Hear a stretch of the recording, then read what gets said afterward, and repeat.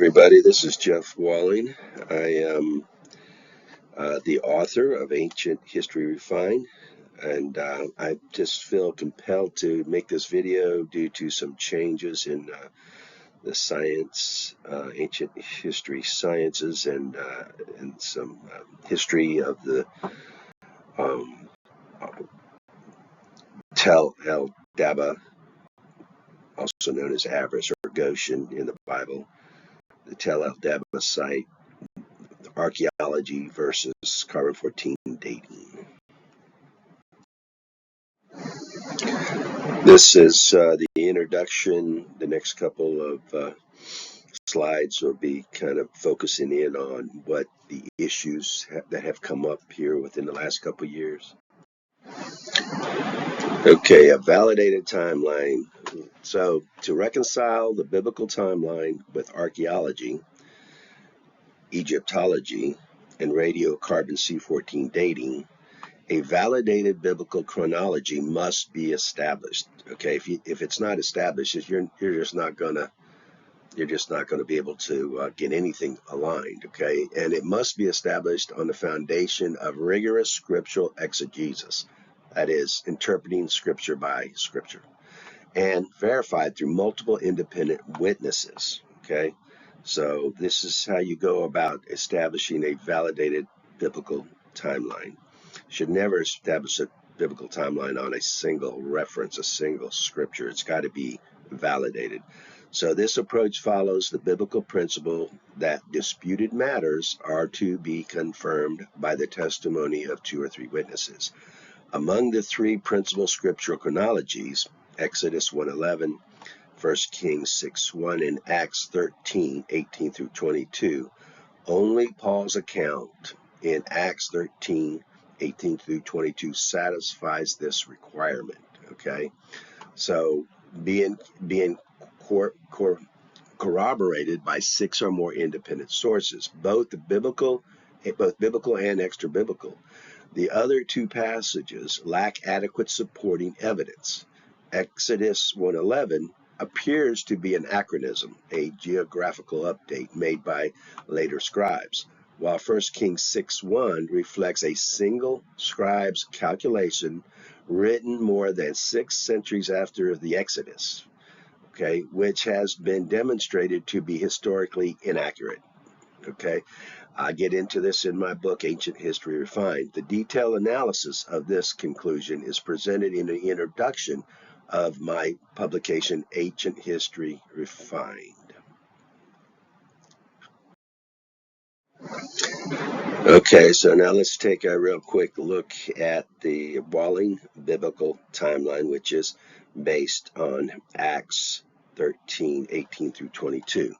So here's how this pans out. So let's start from Solomon. Solomon was inaugurated in 970 BC. BCE, they say these days. 40 years earlier, David was inaugurated in 1010. 40 years earlier, Saul was inaugurated in 1050.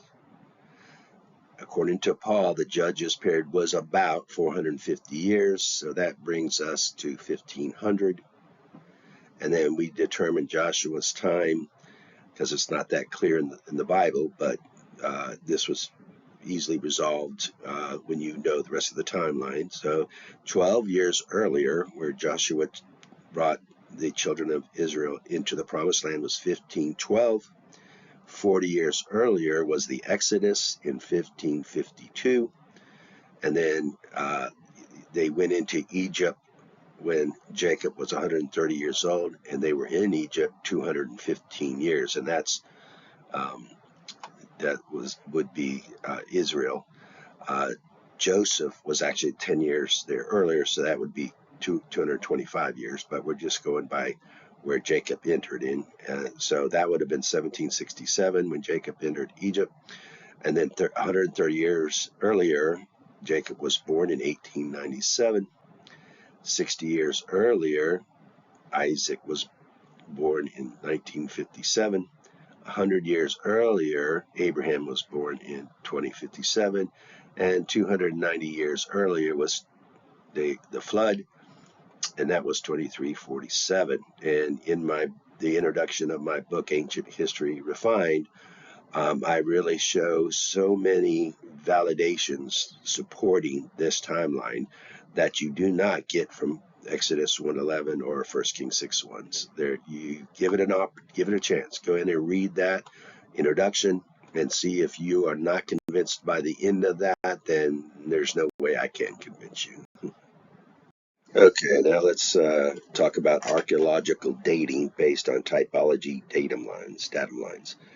All right, so before the publication of my book, Ancient History Refined, in 2020, it was discovered that Archaeological Relative Chronology, abbreviated ARC, dates assigned by Manfred Bietak in the first occupation of Tel El Daba, otherwise known as Avaris or Goshen, corresponded precisely with the Walling biblical timeline. Okay, if I had not chose the Acts narrative, it would never have lined up, and I would not have discovered this incredible synchronization. So this, again, Walling biblical timeline based on Acts 13:18 through 22. The arc dates for the first occupation of Avaris are from 1783 to 1550 based on archaeological dating. Okay. BCE align remarkably well with the Walling biblical timeline, which ranges from 1777 to 1552. So the 1777 to 1552 includes Joseph's time, which comes to 225 years. And then the first occupation of Avaris, that comes out to 233 years. So that's a great margin of error. You can't beat that. So, all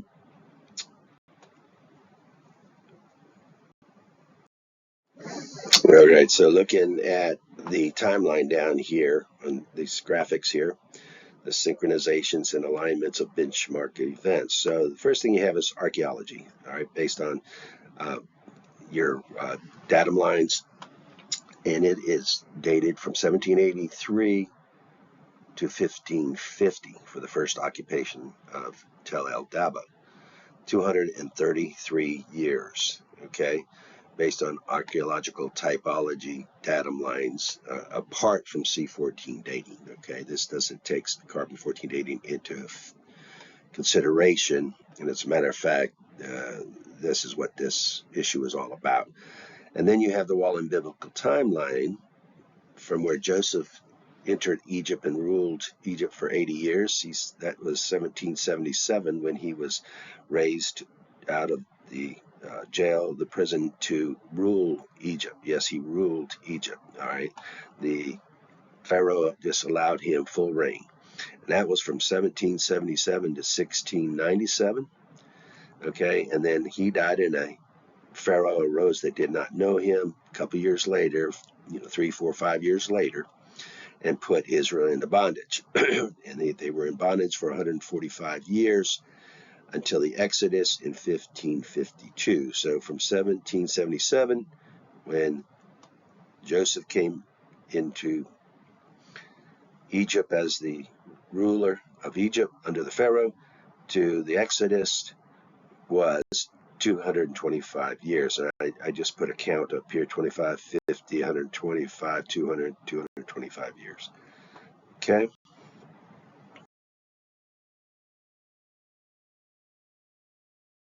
Okay, now let's look at the real issue here, looking at archaeological dating versus C14 dating. Okay, so before my publication of my book, Ancient History Refined, in 2020, it was discovered that archaeological typology datum lines and Egyptology, which has been rooted and grounded in carbon 14, C14 dating since at least the 1980s, has widely disagreed with each other. Okay, in my analysis, I found that there was an average of 100-year difference between the two timelines, the archaeological timeline and the Egyptian timeline, for benchmark events during the Egyptian Middle Kingdom period and archaeological typology datum lines of Tel El Daba. Okay. So if we look down here at these the graphics here, we see the two different dating of the time, the period that the first occupation of Tel El Daba should fit in. So, based on archaeological typology datum lines, apart from C14 dating, the first occupation started in about 1783, and it lasted for 233 years till 1550, where it came to an end. That's the first occupation of Avaris. Okay, it was also identified that the start of this occupation was related to the early 12th dynasty. Okay, not the beginning, but earlier on in the 12th dynasty, and it ended 233 years later at the end of the 13th dynasty, when Murnefer at the end of Murnefer A's reign in 1550. Of course, that's how they dated and associated it with Egyptology. However, the dates in Egyptology varied between 120 years to 80 years, depending where you started and ended. So in the beginning of the Egyptian 12th dynasty was 1917, and they figure the occupation of Avaris started around 1900. Okay, and then it went on from the 12th dynasty to the 13th dynasty, starting in 1806. And then ending in 1661. But we have another anchor point 40 years after that, when Joshua started to take the promised land, and we have the fall of Jericho that we have a lot of carbon 14 dating on. So at that time there was a difference of about 80 years. But at the start of Avaris, the occupation of Avaris was about a difference of 120 years. So these two did not match up. It created quite a hoopla in the scientific community. And we will see in our discussion after this was the introduction, just to identify some timelines and the issues between archaeological dating, C14 dating, and the biblical timeline. So from here on, we'll get into the discussion and see what the differences is and what the cause is. Okay, so that was the introductory to this discussion. So let's now go on to the discussion of these issues and what has surfaced over the last 5 years that is really kind of detrimental to historians in chronology that has been based on archaeology compared to C14 dating. Archaeological Relative Chronology, which we abbreviate as ARC. All right, so Manfred Bietak, the archaeologist responsible for excavations at Tel El Daba's ancient Avaris site in the Nile Delta of Egypt, originally dated the site's first occupation from the early 12th dynasty to the end of the 13th dynasty, which is approximately from 1783 to 1550 BCE, a span of 233 years, as we just discussed previously. And that was based on archaeological typology datum lines. Okay, these dates were reflected in several sources, including Felix Höflmayer publications, Bietak's interview in Patterns of Evidence Exodus, directed by Timothy Mahoney, David Rohl's book Pharaohs and Kings, and the pre-2020 Wikipedia entries on Tel El Daba.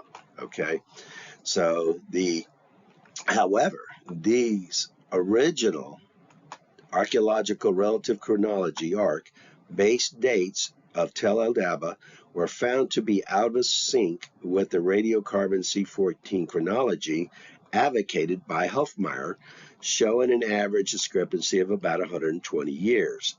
with the radiocarbon C14 results placed in the same occupation roughly between 1900 and 1661. Okay, Höflmayer, January 2015, reported that the arc date of 1780 BCE, established by typology datum lines, for the beginning of Tel El Dabba first occupation falls within the C14 calibrated range of 1913 to 1888 BCE based on 68.2% HPD, and that HPD is your high posterity density. So 68.2% of the highest concentration of the data is what they're looking at. So they got all this data.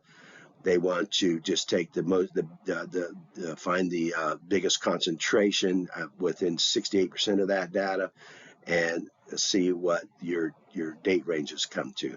And in that case, it was 1913 to 1888, and they also did it for a 95.4 HPD and came up with dates of 1932 to 1880 BCE. Okay, this represents an average offset of approximately 120 years from 1900 minus 1780, a delta T of 120 years, prior to the 2020 revisions. So in 2020, a whole revision came into the science. All right, so this is prior to the 2020 revisions. Archaeological typology datum lines placed the start of Tel El Dabba's first occupation at circa 1783 BCE. All right, so let's take a look at that now through our graphics. As we showed before, you have the top line here, your arc dating of the first occupation of Avaris based on archaeological typology datum lines apart from C14 from 1783 to 1550, 233 years. And then you have the Walling biblical timeline from when Joseph became the ruler of Egypt in 1777 all the way to the Exodus in 1552, which is 225 years. A really good alignment there, small margin of error. So those two line each other apart from any one influencing the other. One is based on archaeological datum lines, and the other is the chronologies of the Bible. And look, a really good harmonious alignment. But then now let's go down here to the Egyptology and see that there, as you can see, that there is a difference by about 120 years to begin with. So around 1900 was what the Egyptian record would say the occupation of Avaris started, and then it ended in 1661. So you had the 13th dynasty that ended in 1661 that started in 1806, but you also had the 14th dynasty that started in 1806 and also ended at 1661. Okay, so that's shows up as 120 years difference, and so we have the archaeology and the Walling biblical timeline complementing one another, aligning just perfectly, and then you have the Egyptian timeline, which is grounded in carbon-14 dating, that is off by at the start 120 years.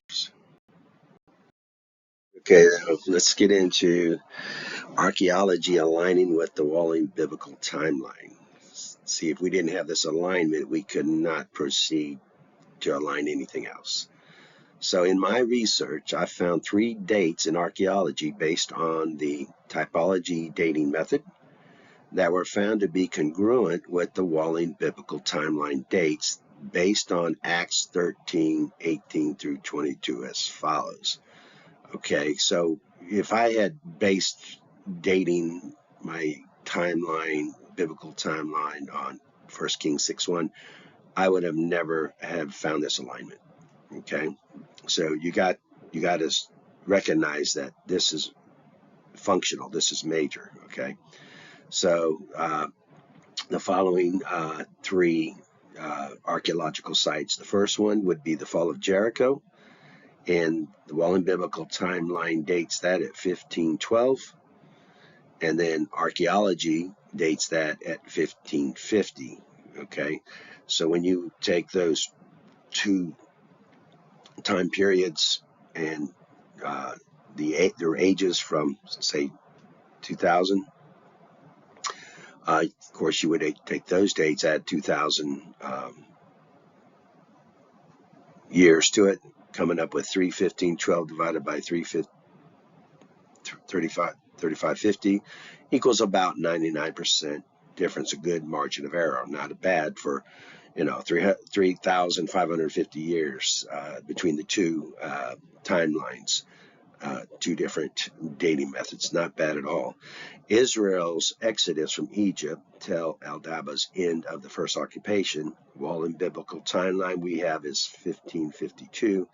Archaeology is 2 years difference, 1550, and that comes up to a ratio of about 100%. Okay, good margin of error all the way through. Joseph elevated to treasurer of Egypt till Al-Daba's start of occupation, Wallen biblical timeline 1777, archaeology 1783, with a ratio of again about 100%. So these three timelines were perfect. This came out perfect between the different chronologies, and that's something that that's a good start. This is like first time really this has ever been found. Okay, so had I not verified and established the Wallen biblical timeline based on the Acts narrative, I would never have discovered this archaeological correlation, and the effort to synchronize the Egyptian timeline would have remained unresolved, a true mystery of history. This is key to why researchers cannot make the connection. They are using the wrong timelines from either 1 Kings 6:1 or Exodus 1:11. Okay, let's talk about the C14 inflated dates calibrated to align with the Wallen biblical timeline. All right, using this data that we previously went over between the archaeological dating of Tel El-Daba and how it perfectly aligned with the Wallen biblical timeline so the dates are congruent, I plotted a graph to create a best fit curve between the C14 date of Jericho's fall and the C14 date of Joseph's appointment as ruler of Egypt, based on the start of the occupation of Avaris, or Tel El-Daba. The timeline spans 50-year increments, starting from the Wallen biblical timeline date of 1500 BCE to 1750 BCE. These represent the core dates for the C14 offset against the Wallen biblical timeline, and consequently the archaeological timeline, because the WBT and ARC are congruent with one another. And so as you can see here, the blue line represents the biblical timeline. The orange line represents the offset of C14 dates. Starting at 1500 is your point 1, which is what the fall date of the Jericho, and then every 50 years we're going here from 1500, 1550, which would have been the Exodus, and 1600, 1650, 1700, 1750, and then extended a little bit beyond that, 1777 was the start of the occupation of Tel El-Daba. Okay, so these will be considered our core dates. This is the Wallen biblical timeline core dates based on archaeology and Wallen biblical timeline alignments. Aligning Egyptology with ArcWBT.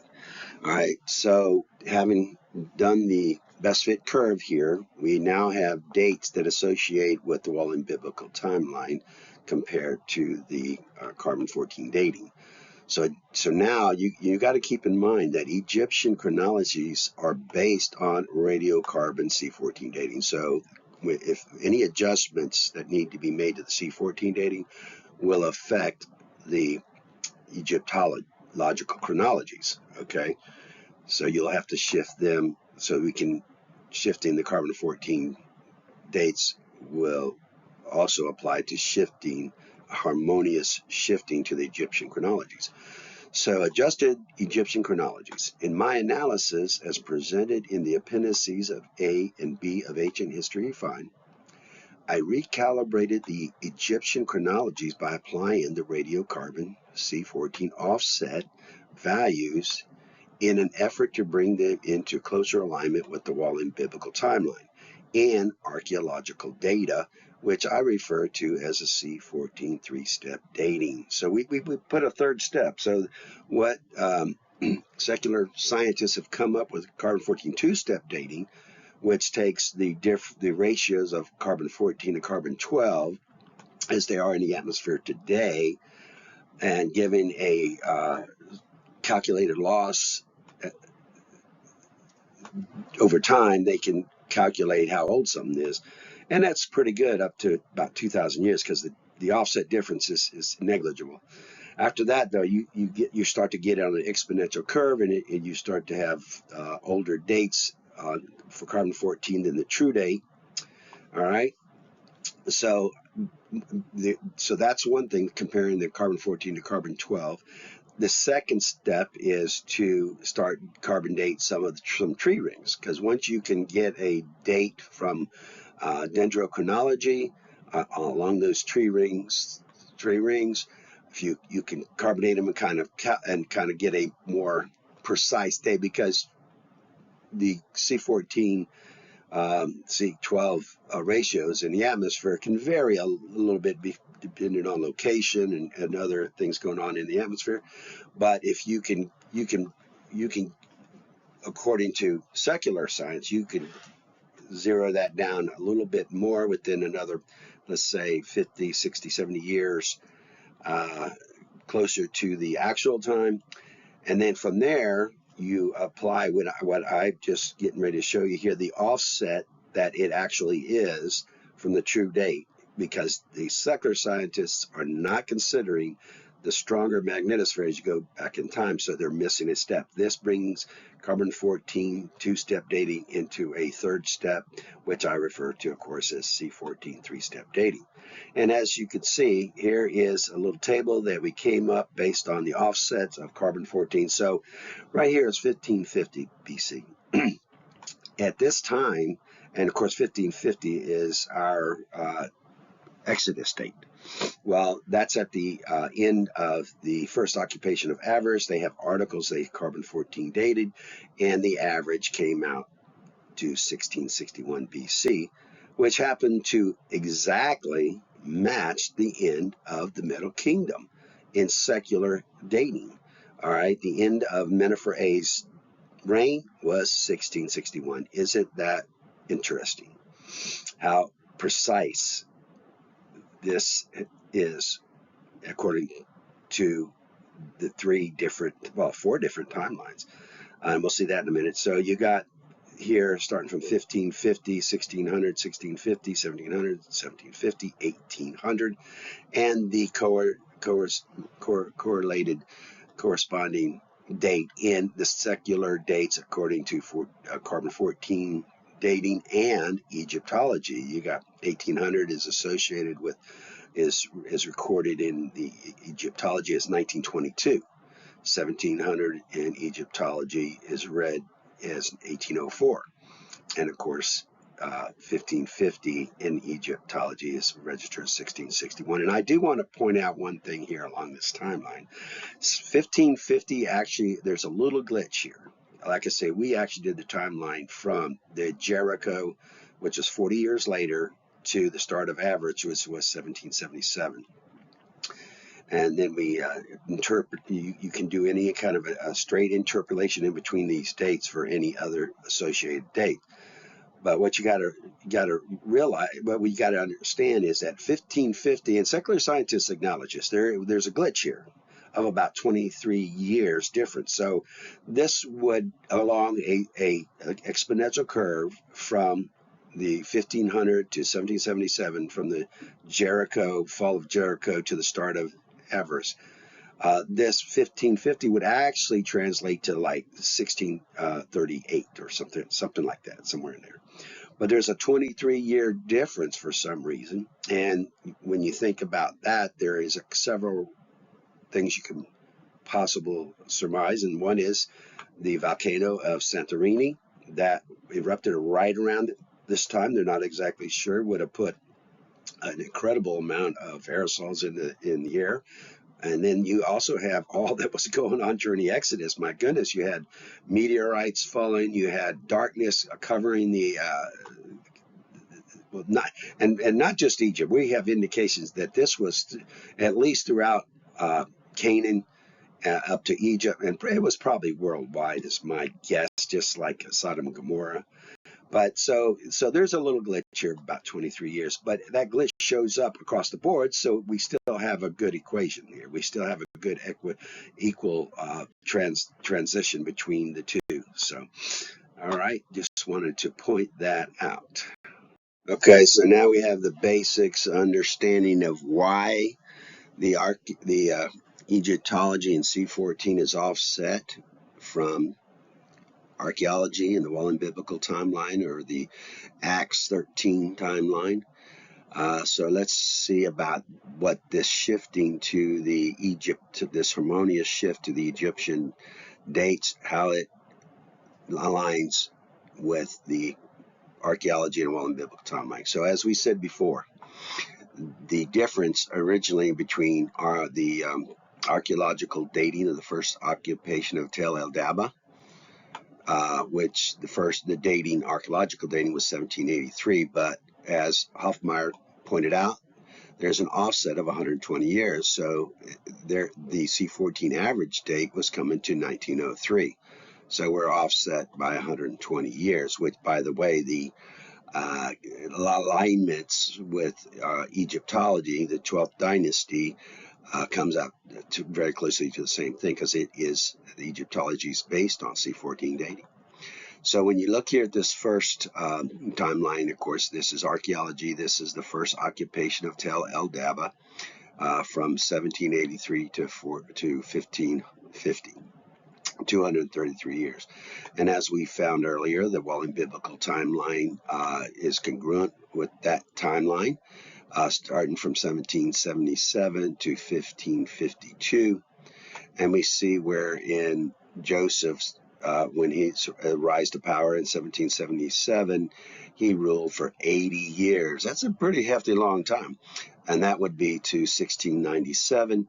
And then 3, 4, 5 years later, the 12th dynasty came to an end, and the 13th dynasty arose and ended up putting Israel into bondage for 145 years until 1552, the Exodus, okay, according to the Wallen Biblical timeline. And now let's take a look. We shifted the Egyptian records, and this is how they align, perfectly aligning. So the carbon 14 dates / Egyptological dates, which are the same, basically. We want to start the Egyptian 12th dynasty started in 1797, according to our shift. And as Manfred Bietak reported, that the start of the occupation of Tel El Daba was early in the 12th dynasty. We'll look at that alignment. Early in the 12th dynasty, okay? And then the 12th dynasty came to an end probably around 1695 or so, maybe a little bit later. But the 13th dynasty rises in about 1695, and it lasts for 145 years to, guess what, 1552, which also corresponds to the end of Menepher A's reign and the end of the Middle Kingdom. How coincidental. But there's so much more to this. Wait till you see the accolades and the events and how they align, how so perfectly aligned. Once you get this synchronization, which is perfect here, and then you get alignments between the biblical narrative and the accolades of the pharaohs, it's just outstanding. But anyway, along the same time, the 14th dynasty arose, again, 145 years, the end of the Middle Kingdom, 1552. So we got a perfect alignment of four different, now we found four separate dating methods in perfect harmony with each other in both synchronizations and patterns of evidence, which we're going to look at in a minute here. But the four different timelines are the Wallen Biblical timeline, archaeology, which those two naturally align, and then Egyptology and C14 adjusted with a harmonious adjustment based on carbon 14 three-step dating. That has never been found. This is outstanding. And look at the time. So Israel was in bondage 145 years. The 13th and 14th dynasty lasted 145 years. They all ended at the same time. Matter of fact, so all four of these ended at the same time. The first occupation of Tel El-Daba, which is Goshen in the Bible, ended in 1550 according to archaeological dating. The Exodus happened in 1552. The end of Mennefer A's reign and the end of Middle Kingdom was about 1552, 1550 as well. So all four of these ended at the exact same time. I mean, how coincidental, huh? And they also lasted the whole 145 years, both the time in bondage, the 13th dynasty, the 14th dynasty. I'm telling you, the Bible says that, after Joseph died in 1697, there arose a Pharaoh that did not know Joseph. Well, look at that. And 4 or 5 years after the 12th dynasty ended, the 13th dynasty arose, and that perfectly fits the narrative. I mean, we're going to get into more of this just real quick. Sobek Hotep III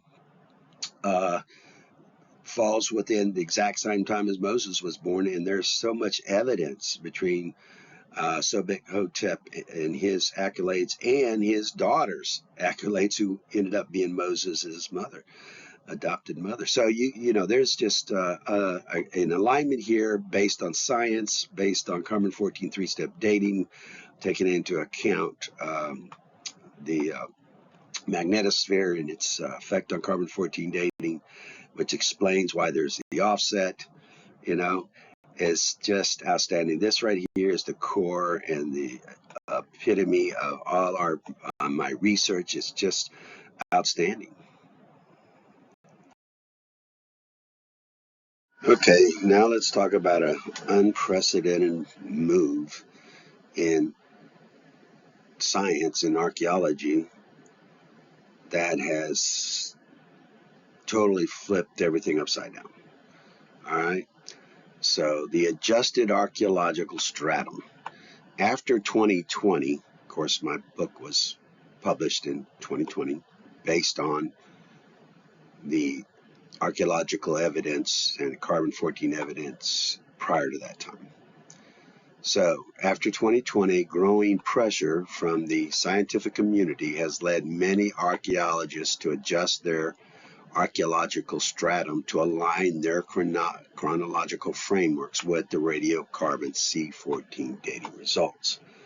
Okay, so Höflmayer in 2016 reported that it was suggested by James Mallard in 1979 that the absolute calendar archaeological dates, arc dates, be raised to fit the carbon C14 dating results. But this suggestion was fiercely rejected by biblical scholars and archaeologists alike. Höflmayer, again, January 2015, says how such a radical readjustment of historical chronologies was not even proposed by the SCIEM school.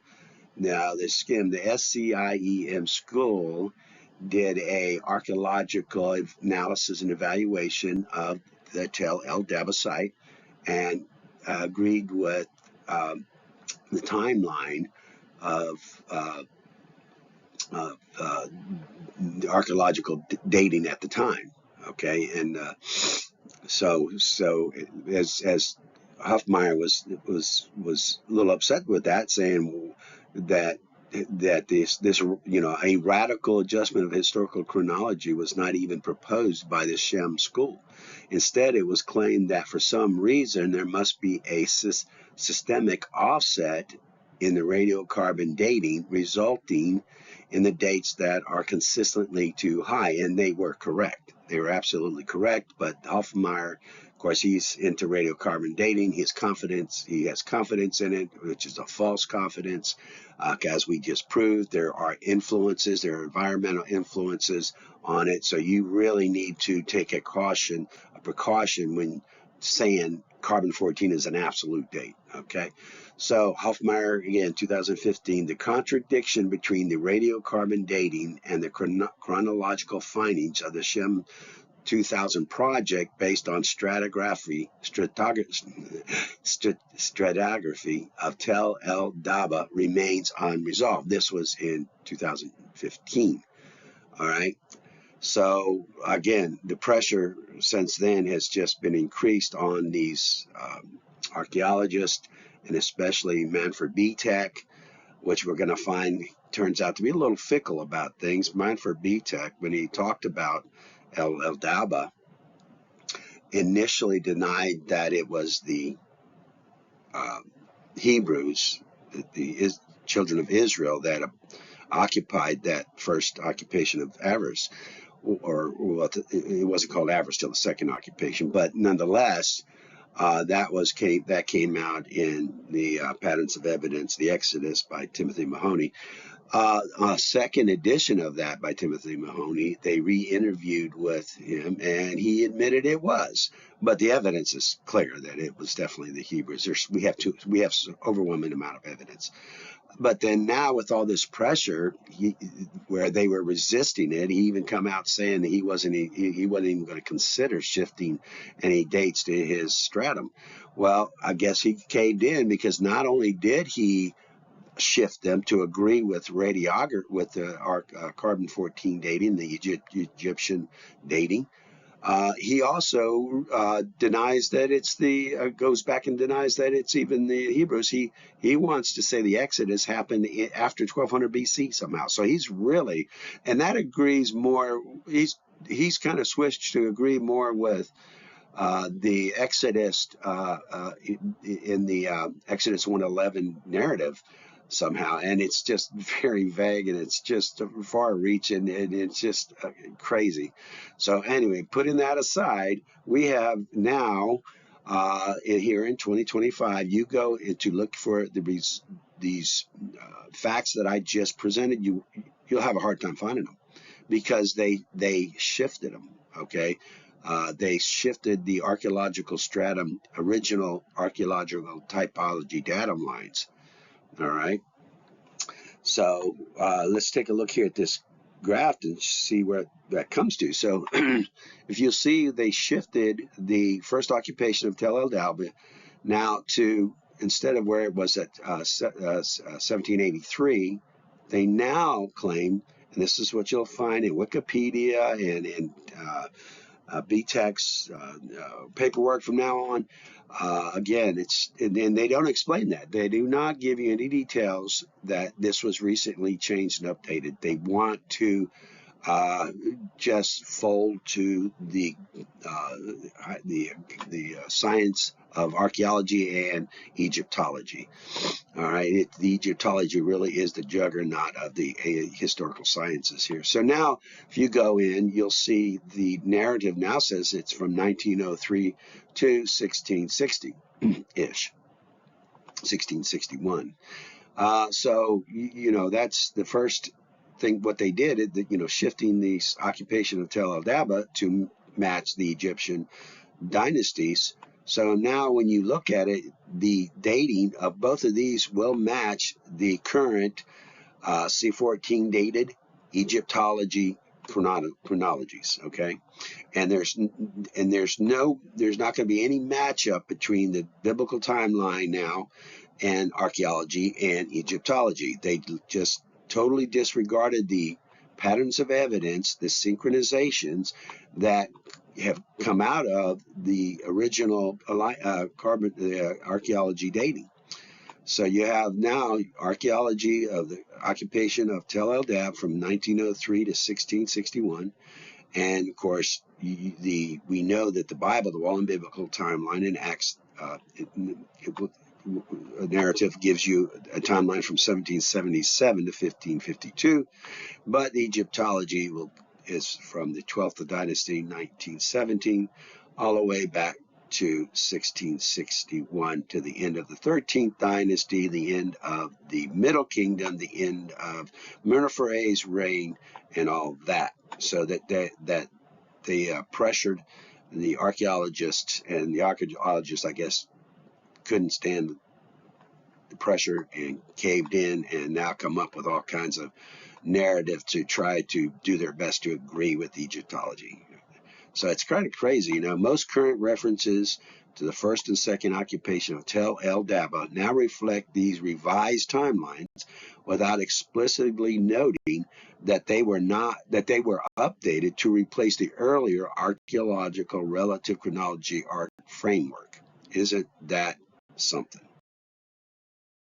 All right, to get another source and to back up all of my claims here, I actually went to Chat GPT, I think it is, and asked Chat about it, and they came back a couple times. I had to ask to get them to nail it down. They didn't want to reveal this to begin with, so it took me 2 or 3 tries to come up with them to explain what happened.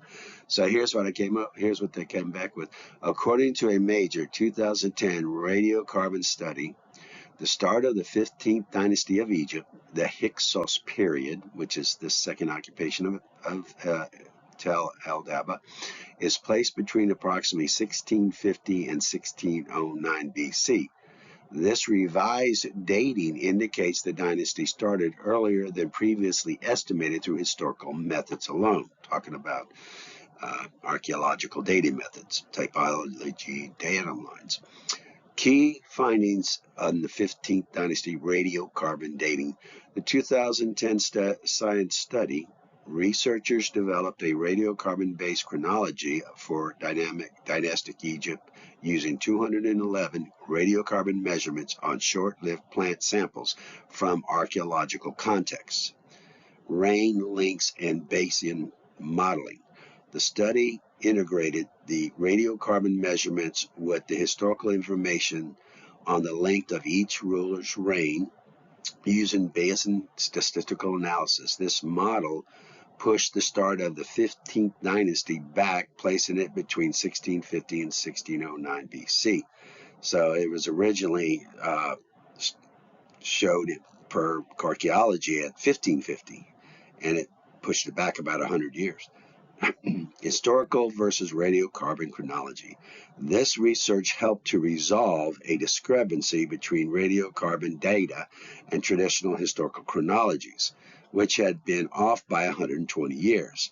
It provided a reliable, independent timeline for the period, and that's so not true.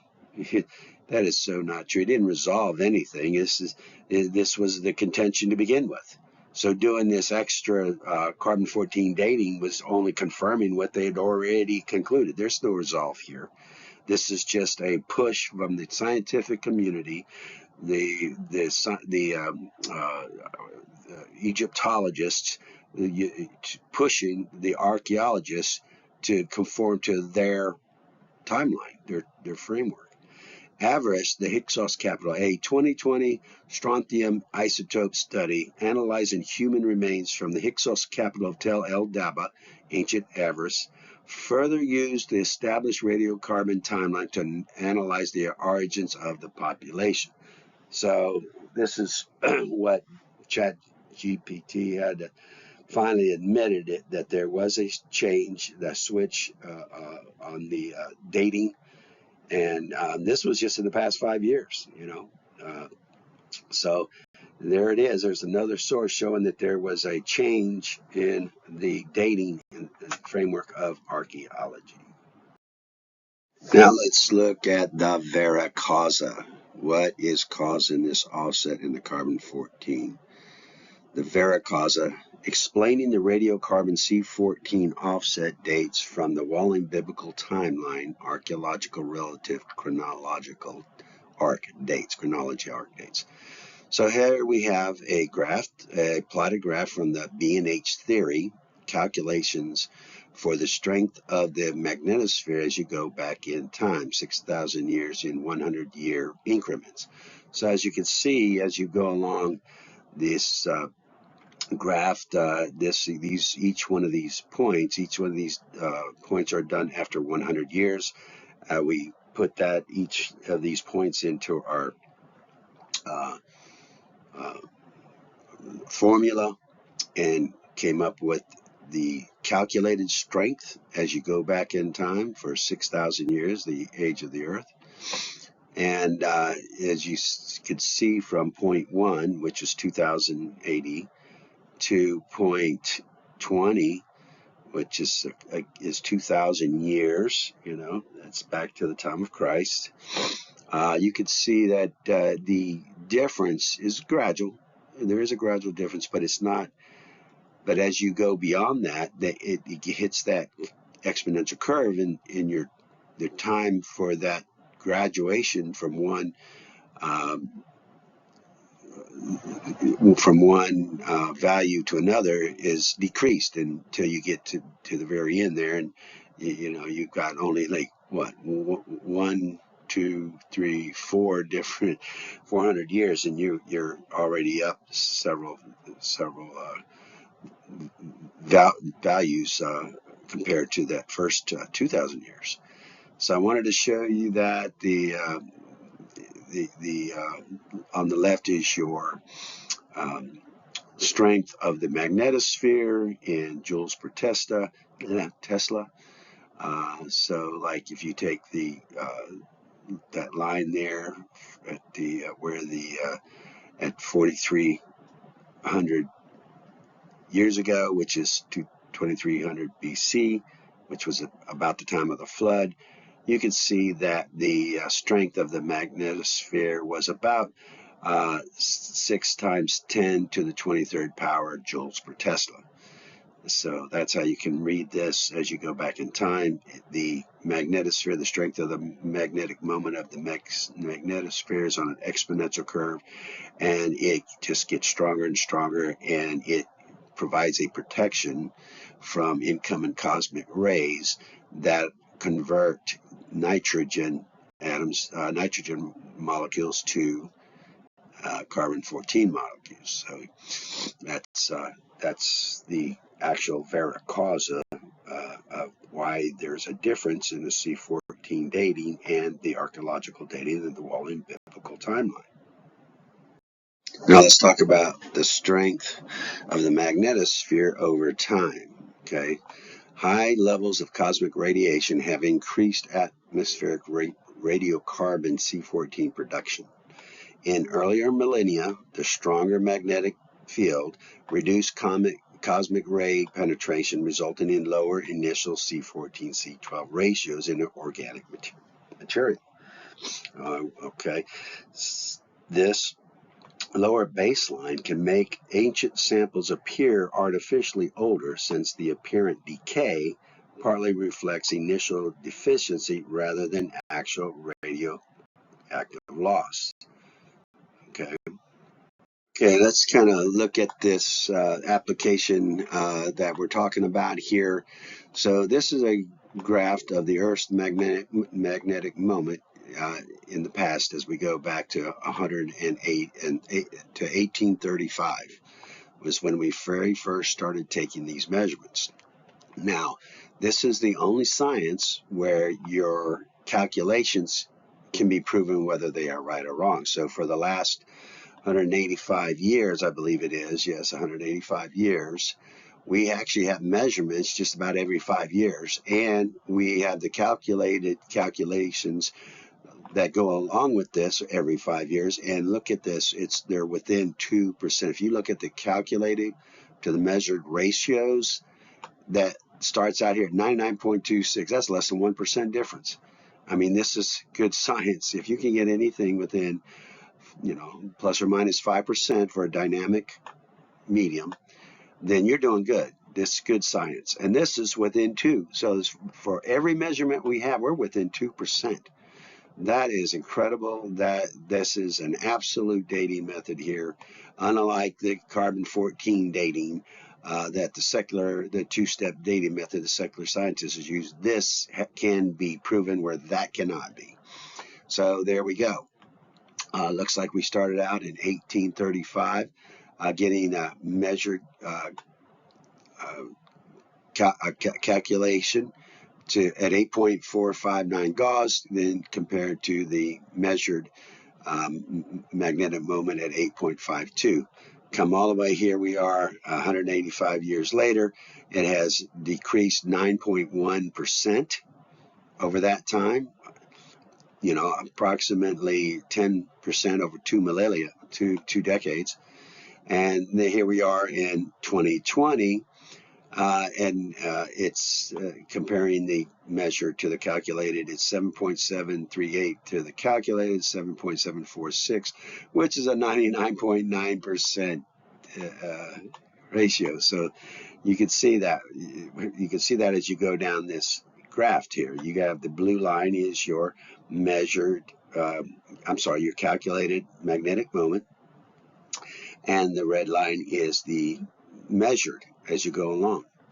So this is good science. This is absolutely one of the very rare sciences that we have that you can actually test and come up with measurements to validate your calculations. Isn't that unique? So there we go.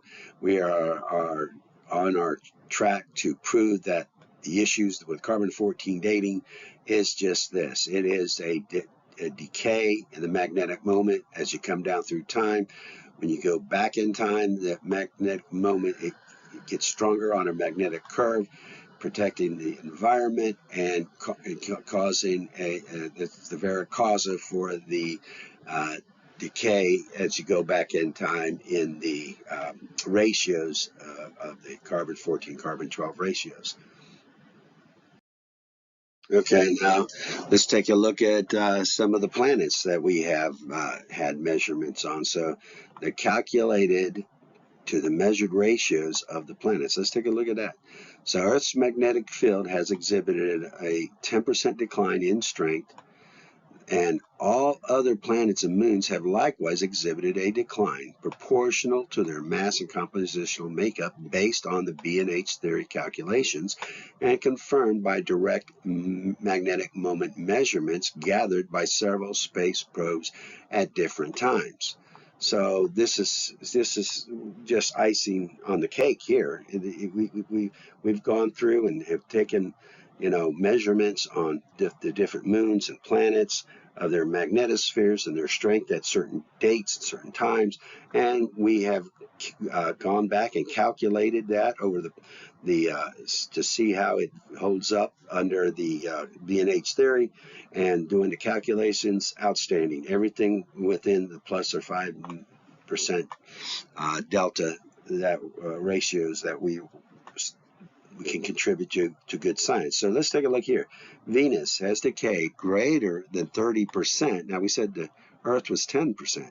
Well, Venus is smaller, so this makes sense. Greater than 30% in the past 185 years with the calc to measured ratio less than 5% delta. There's less than 5% difference. Mercury has decayed 21% compared to the Earth's 10%.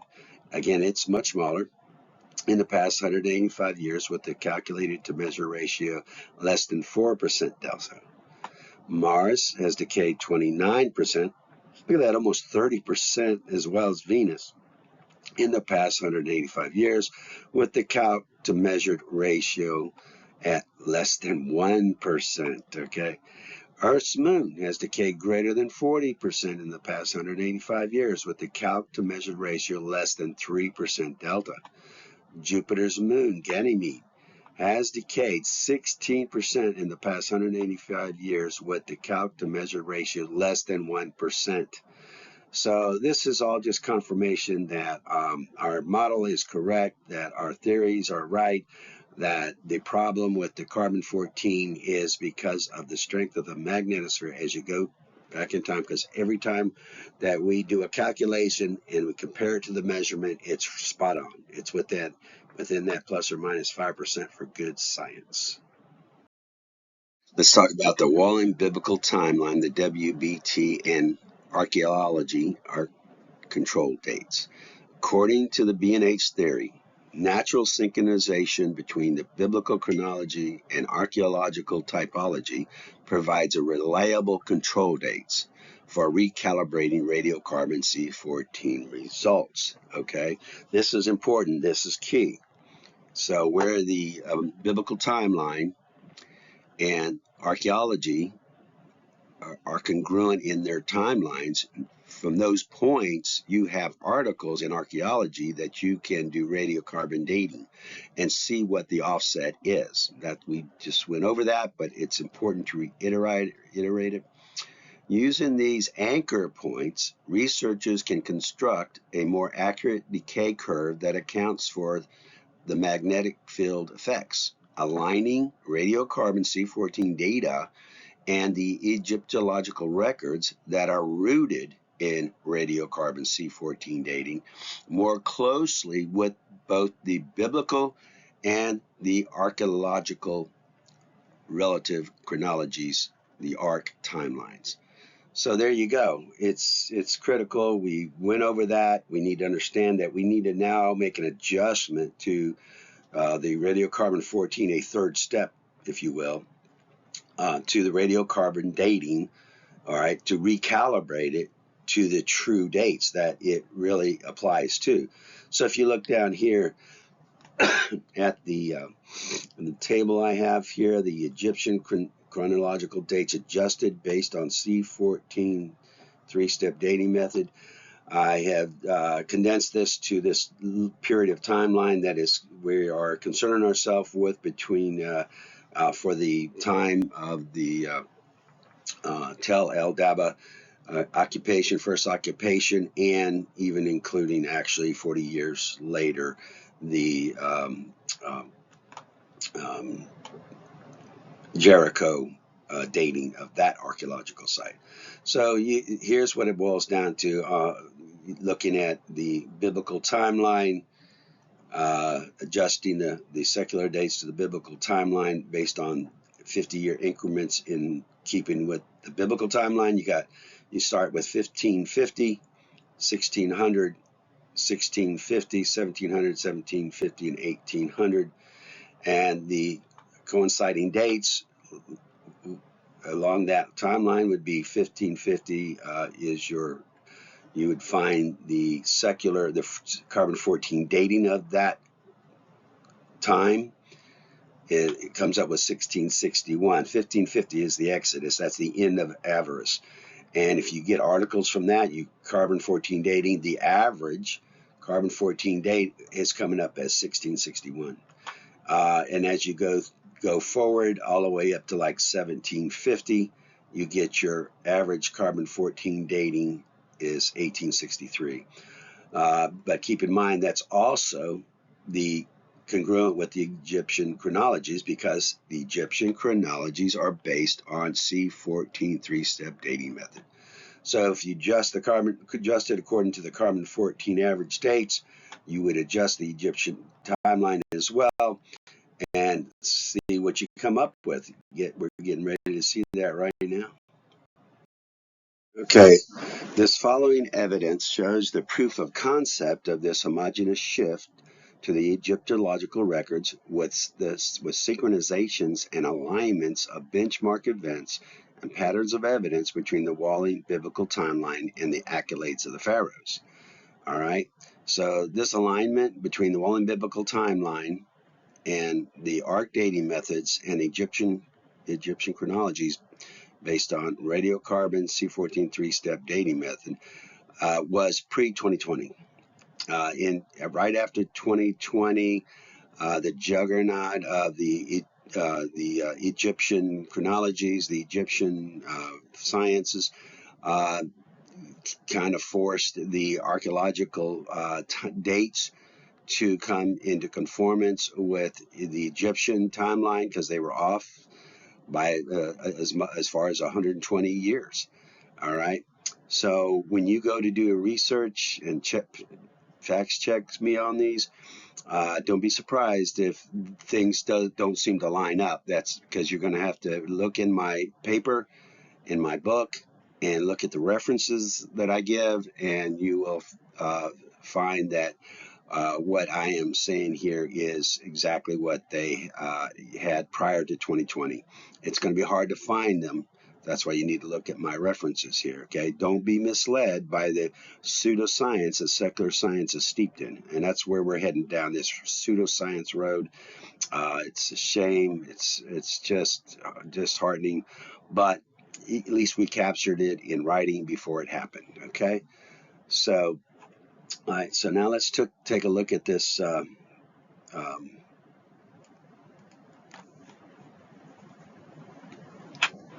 timeline I have here. Let's, as you see, I have them kind of titled TL1, TL2, TL3, all the way down TL6, TL7. So let's see this. I've got this in this form to be more to contain more details as we go along here. So this right here is going to really bring out synchronizations. That remember that this was just based on adjusting homogeneous adjustment to the Egyptological record, and then look at the alignments that came out of it. This is just mind blowing, actually. All right, so timeline 1, TL1 aligns with TL4. Let's look at that alignment. TL1, the first occupation of Tel El Daba from 1783 to 1550, based on archaeological relative chronology, our ARC dating methods, aligns with TL4, Joseph's time in Egypt from 1777 to the Exodus in 1550 BCE, based on the Walling biblical timeline. All right, so that's a natural alignment. One is based on archaeological dating methods, the other is the biblical timeline. Okay, now let's look at TL4, 5, and 6. So TL4, the passing of Joseph in 1697, based on the Walling biblical timeline, aligns with the rise of the 13th and 14th dynasty, based on the radiocarbon C14 three-step dating of the Egyptian chronologies, at the point in time that the Egyptians enslaved the Jews. How coincidental. So what you have is Joseph ruled in Egypt for 80 years. He died according to the Walling biblical timeline in 1697, and about 3, 4, 5 years later, the 13th and the 14th dynasty arise, and at the same time, the Israel's put in Egypt. Look at that. What a coincidence. Look at the synchronizations. What a coincidence, you know. And then let's look at TL1, 3, 4, 5, and 6. Now we're talking, 1, 2, 3, 4, 5 different timelines. All these timelines in about 1552, 1550, right about there. After approximately 145 years, that's 4 generations, congruent with the Israel's time in bondage and the time of the Exodus, based on the Walling biblical timeline, archaeology, and the radiocarbon C14 three-step dating of Egyptian chronologies. Isn't that amazing? This was just based on the homogeneous adjustment to the Egyptian records, and this is the alignments that came out of it. That is just amazing, just amazing. All right, now I want you to note that the 13th dynasty were Egyptian pharaohs. However, the 14th dynasty was technically not an Egyptian dynasty, but consisted of rulers of an Egyptian vassal state or province over the Hebrew taskmasters.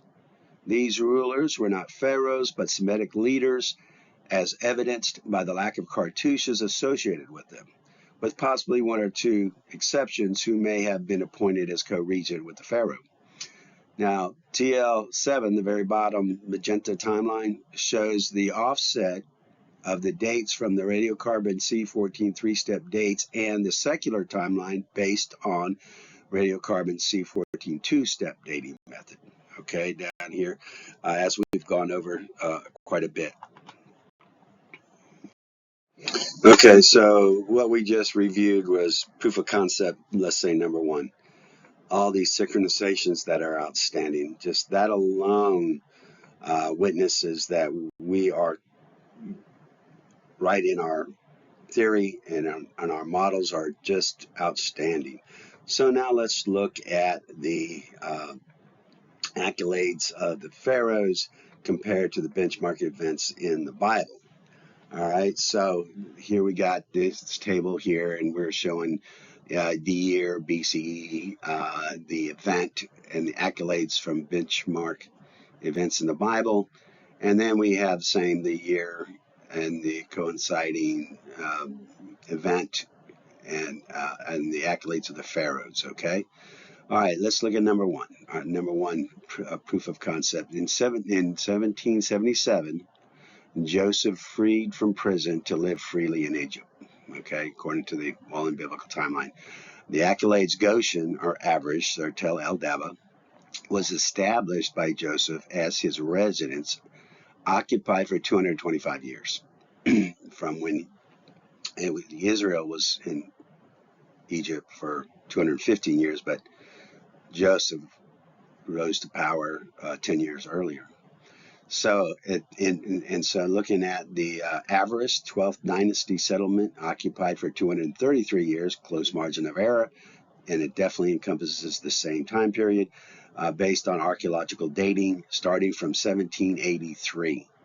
Okay, it was a province of Egypt where Hebrews were identified by Manfred Bietak at one point as inhabiting the area. Several dozen bits of evidence. The evidence is outstanding. There's dozens and dozens of bits of evidence that support this claim. Okay, let's look at number two.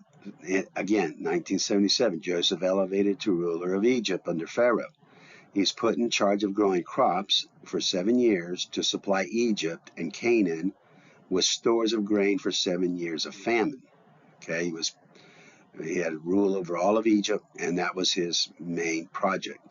In 1777 as well, Sennacherib II, Pharaoh of Egypt, from 1781 to 1766, is famous for excavating canals throughout Egypt for irrigating and growing corn. Wow. Okay, so that's what this alignment, what showed up in this realignment of the Pharaoh, of the Egyptian chronologies, and this is outstanding. What a good start, man! These two points one and two are just already, along with the synchronizations, are confirming our theory. In 1769, the famine begins. Egyptians and Canaanites came into Egypt, lining up to purchase corn and trade for livestock, possession lands, and themselves in the end. Okay, subject to the Egyptians there. It's Sennacherib II. In 1768, Sennacherib II, Pharaoh of Egypt, from 1781 to 1766, based on carbon-14 three-step dating, the adjustment to the Egyptian chronologies, the tomb painting of 12th dynasty official Numenhotep II shows Canaanites in line to trade possessions, livestock, possessions, lands, and themselves for corn due to the drought. Now here's a mural that's actually picturing the exact same, mirroring the exact same narrative that was in the Bible. 1, 2, 3, right on the money so far. 1767, Israel comes into Goshen, moves into Goshen in the Egyptian Delta due to the famine under Joseph's rule. The biblical Pharaoh of Egypt became wealthy by Joseph taking all the riches, possessions, and lands from the Egyptian and Canaanite provinces. That's what's recorded in the Bible. In 1766, Sennacherib III, Pharaoh of Egypt, from 1766 to 1729. All right, this is his accolades. The country became more centralized. The provincial centers declined in importance, and the fameless region around the residence of the king grew in scale and wealth. And there's more than that. There's only so much room we have to put these accolades.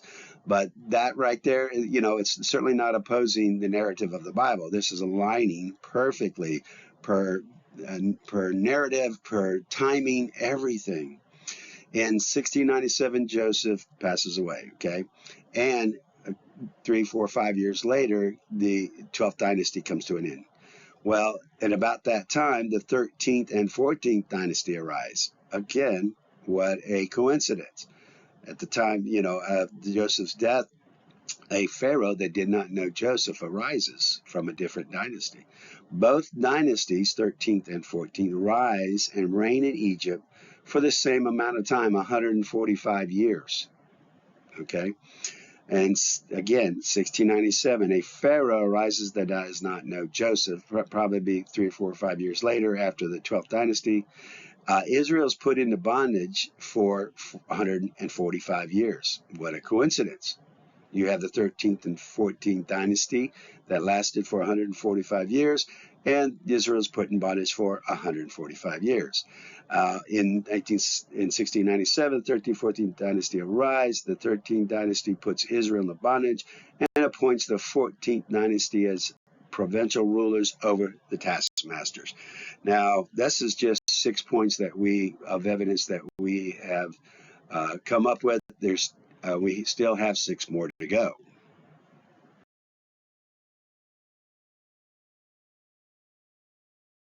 Okay, let's look at some more proof of concept. All right, this point, number 7, you have in 1632, Moses is born. Male children killed, and Pharaoh's daughter takes up Moses for her son. This is recorded in the Bible at about the time Moses was born. In 1632, Sobek-Hotep III reigned. His reign was for 3 to 4 years between 1642 and 1622.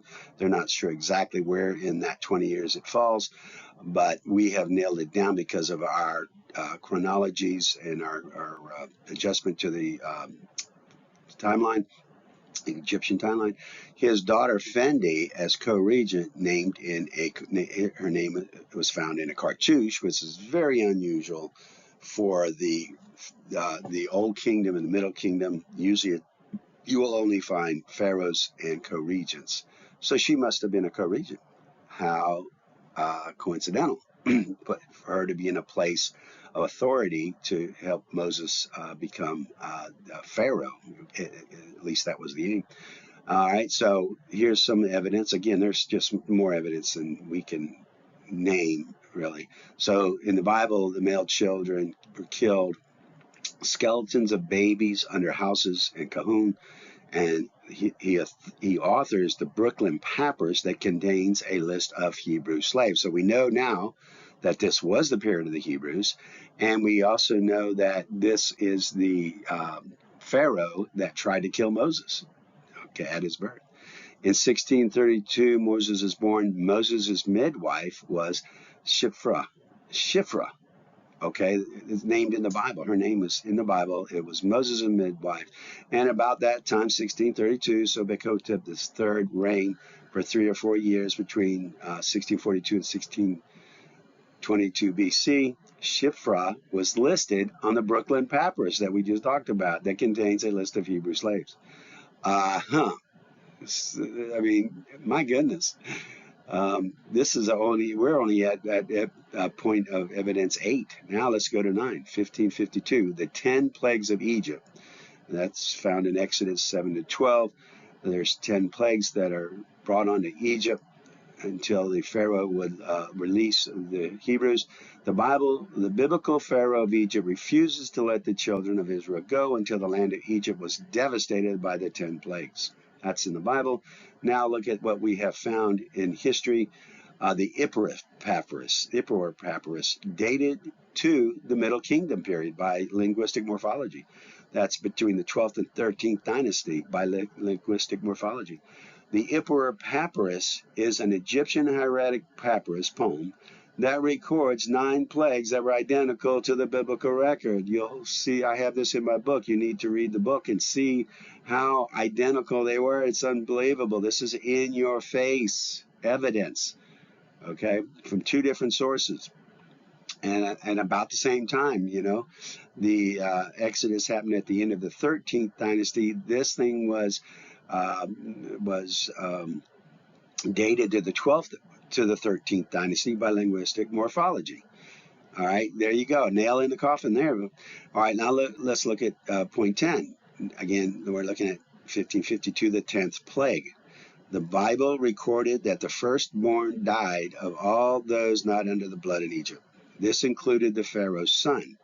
Okay, and at that time, at the end of Menepher A's reign, Pharaoh Menepher A's vizier, Ea Jr., firstborn son of his father Ea, dies at the same time as Menepher A. Right there at the end of the 13th dynasty, at the end of Menepher A's reign. Oh my goodness, right during the time of the Exodus, 1552. Amazing. It's just exactly evidence of what was recorded in the Bible. Ea-Meru was appointed as vizier in year one of Menehotep due to the unexpected death of the previous childless vizier Ea Jr., who was vizier Ea's eldest son and Ea-Meru's elder brother. So here we have a perfect reflection in both the Bible and the accolades of the pharaohs that match perfectly, very congruent, And now let's look at point 11, the Exodus. The children of Israel departed Egypt 215 years after they came into Egypt and 145 years after being put in bondage. The Pharaoh of his army died in the Red Sea at that time. The Pharaoh and his army. And the same time, Pharaoh Menepher A, the same date, Pharaoh Menepher A's rule comes to a devastating end due to a complete collapse of the administration of Egypt. Well, at that time, to be an administrator in Egypt is usually is the firstborn of the previous administrator, and that's so that's what we find here. The end of the 13th and 14th dynasty, after 145 years, ends the end of Pharaoh A's reign, end of the first occupation of Avaris, and the end of the Middle Kingdom. Just a complete collapse of the administration of Egypt here. I mean, that's what you would expect when you start killing, when all the firstborn die off. It leaves you with hardly anything left of an administration. And then add to that the Pharaoh and his army dying in the Red Sea. Yeah. Just a perfect reflection of the biblical narrative. And this last one, which again, we have so many more. I just wanted to list 12 that were so poignant that you'd have to stop and consider this critically, really. The fall of Jericho. God brings down the walls of Jericho, then Joseph burns the city after 40 years in the desert. Okay, 19 and 12 and 15. This was 1512. Catherine Kenyon dated, the ruins of Jericho dated by Catherine Kenyon in 1550 BCE by typology datum lines. Okay, very close margin of error. The walls were demolished and the city was burned down. Exactly what was written in the Bible.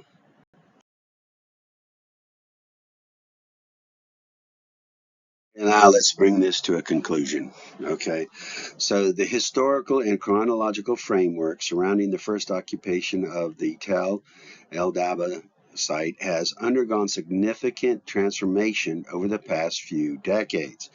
Manfred Bietak's original typology-based chronology, ARC, supported by multiple independent sources prior to 2020, established a coherent occupational span between 1783 and 1550 BCE for the occupation of Tel El Daba, corresponding to the early 12th through 13th dynasty. Okay, however, subsequent radiocarbon C14 analysis introduced by Höflmayer and others produced a systemically earlier dates by roughly 120 years on average, placing the same occupational phase between 1900 and 1661.